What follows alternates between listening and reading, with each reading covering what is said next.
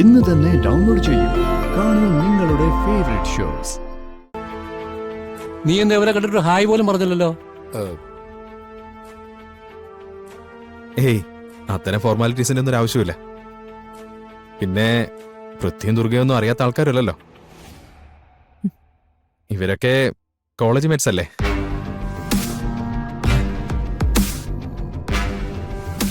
ആണോ? അത് ഞങ്ങളാരും അറിഞ്ഞില്ലല്ലോ. പൃഥ്വിയും പറഞ്ഞില്ല.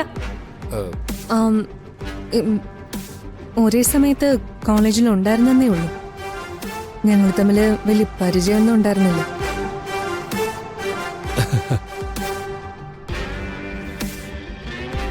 അതെന്തായാലും നന്നായി. അല്ലെങ്കിൽ ഇവന്റെ കള്ളത്തരങ്ങളൊക്കെ ഇപ്പോഴേ അക്ഷിത അറിഞ്ഞേനെ.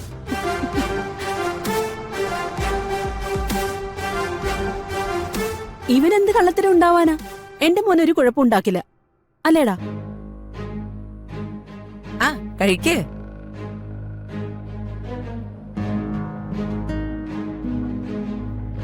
മോളെ എടുത്ത് കഴിക്കേ.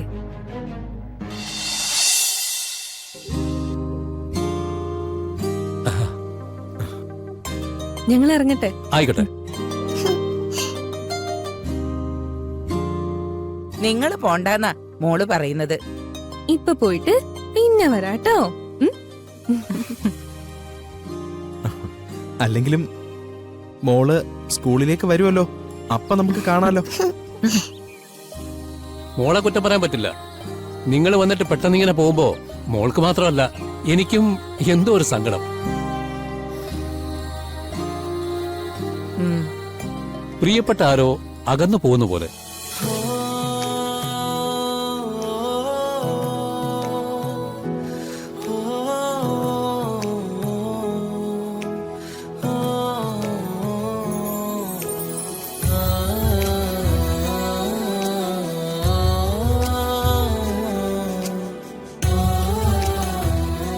കിരണിനെ ആദ്യം കണ്ടതു മുതൽ എന്തോ ഒരടുപ്പം തോന്നുന്നുണ്ട്.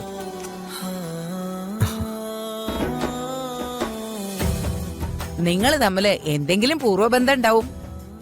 കഴിഞ്ഞ ജന്മത്തില് നമ്മുടെ പ്രിയപ്പെട്ടവരെ കാണുമ്പോ തിരിച്ചറിയാൻ സാധിക്കുന്ന പറയുന്നത്.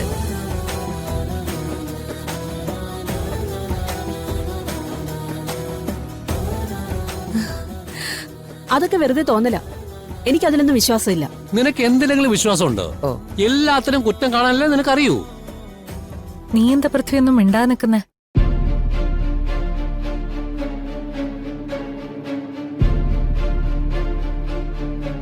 ഒന്നില്ല ചേച്ചി, എനിക്ക് 1-2 എമർജൻസി മെയിൽ ചെക്ക് ചെയ്യാനുണ്ടായിരുന്നു, അതിന്റെ ഒരു ടെൻഷൻ.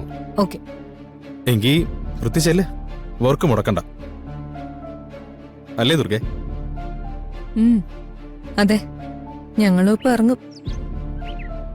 ഞാൻ വിളിച്ചപ്പോഴേ ഇവിടെ വരാൻ നിങ്ങൾ മനസ്സ് കാണിച്ചതല്ലേ, അതുകൊണ്ട് ഞാൻ നിങ്ങളെ കൊണ്ടുവിടാം. അയ്യോ,